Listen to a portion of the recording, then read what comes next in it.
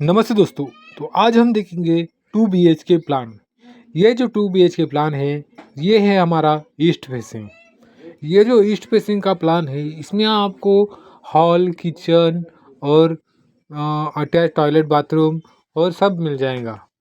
तो आते हैं अपने मेन प्लान पे। तो देखते अपने प्लान पे जाते हैं। तो सबसे पहले हम ड्रॉ करेंगे एक्सटर्नल वॉल। ये जो एक्सटर्नल वॉल होती है ये है 9 इंच की। ये external wall column two column connect की जाती है।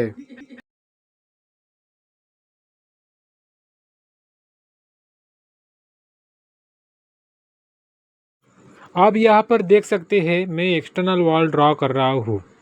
ये एक्सटर्नल वॉल आप देख सकते हैं यहाँ पे मैं रेड कलर से दिखा रहा हूँ। इस तरह से मैं ये कॉलम टू कॉलम कनेक्ट करके एक्सटर्नल वॉल ड्रॉ कर रहा हूँ। अगर आप हमारे चैनल पे नए हैं तो प्लीज़ लाइक कीजिए और सब्सक्राइब कीजिए। तो ये हमारे इस तरह से एक्सटर्नल वॉल अभी फ़िलहाल अपनी बन के तैयार हो गई है। तो इस तरह से हमारी एक्सटर्नल वॉल पूरी तरह से बन के तैयार हो गई है।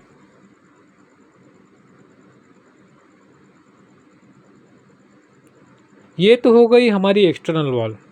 उसके बाद हम देखेंगे हमारी इंटरनल वॉल। ये जो इंटरनल वॉल होती है ये हमेशा 4 इंच की रहती है। 4 इंच की या कहीं कहीं पर इसको 9 इंच की भी रख सकते हैं। 4 इंच की रखने में इसलिए फ़ायदा है क्योंकि आपका इकोनॉमिकली आपका बेनिफिट होगा, आपकी वीटा बचेंगी और सब तरफ से आपका रूम का साइज़ भी बढ़ जाएगा। इस तरह से ये इंटरनल वॉल हमारी ड्रॉ हो गई है। एक्सटर्नल और इंटरनल वॉल होने के बाद हम देखेंगे डायरेक्शन। जो डायरेक्शन जो होते हैं ये बहुत ही इम्पोर्टेंट होते हैं कि कौन सी दिशा में कौन सा रूम है। इसके लिए हम डायरेक्शन पहले दे देंगे। ये हो गया हमारा ईस्ट और ये ऊपर की तरफ हमारा है वेस्ट। ये ईस्ट और वेस्ट ये जो देख रहे हैं आप ईस्ट फेसिंग आपको समझ में आ गया होगा। ये हमारा नॉर्थ हो गया और उसके तरफ हमारा साउथ। इस तरह से हमारा साउथ, नॉर्थ और ईस्ट और वेस्ट इस तरह से हमारा ये साउथ नॉर्थ डायरेक्शन का एरो जो है वह ऊपर के साइड में दिखाई दे देगा। इस तरह से हमारा ये डायरेक्शन भी आपको पता चल गया है। उसके बाद हम देखेंगे मेन रूम। तो सबसे पहले हम जाएंगे हमारे गेट के पास। तो ये जो आप एंट्रेंस से जैसे आप अंदर जाएंगे तो आपको एक गेट लगेगा, बड़ा सा गेट जो लोहे का है। तो ये जो गेट है, गेट से अंदर जैसे आप जाएंगे यहाँ पे आपको पार्किंग के लिए जगह मिल जाएंगी।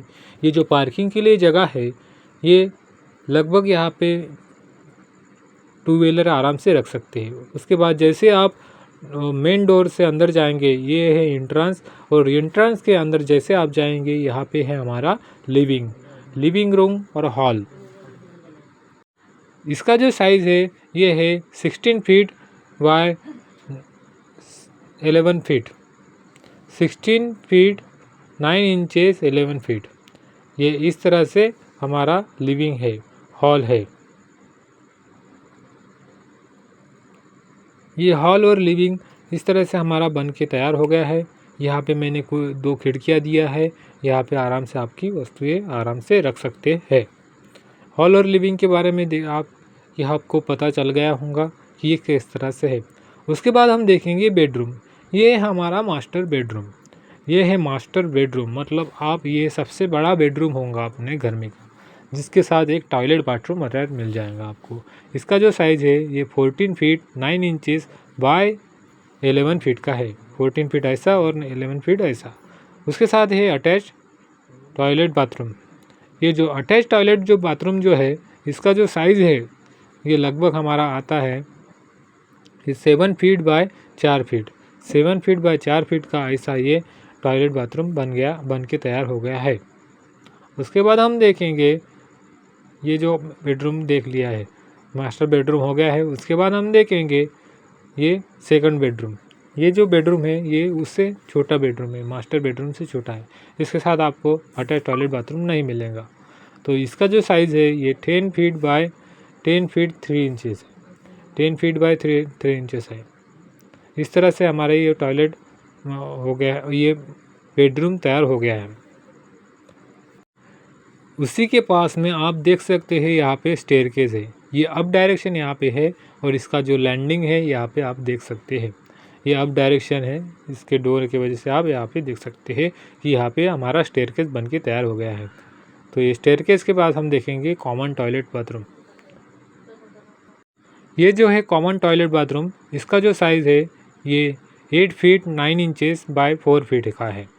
इसमें हमने एक वेंटिलेशन भी प्रोवाइड किया गया है। हाँ, इस तरह से ये हमारा टॉयलेट कॉमन टॉयलेट हो गया है। उसके बाद देखेंगे OTS मतलब आउटर फेस होता है, तो जहाँ से अपना जो रूम का वेंटिलेशन हो सकता है। उसके बाद हम देखेंगे किचन। ये जो किचन है ये किचन प्लस डाइनिंग है। किचन प्लस डाइनिंग मतलब आपको आराम से यहाँ पे आप जो कुछ भी अपना किचन का काम रहता है आप कर सकते हैं, खाना बना सकते हैं। और इसका जो फेसिंग है आप आराम से देख सकते हैं, ये अपना साउथ ईस्ट डायरेक्शन में है, जो कि रहना चाहिए वास्तु के हिसाब से।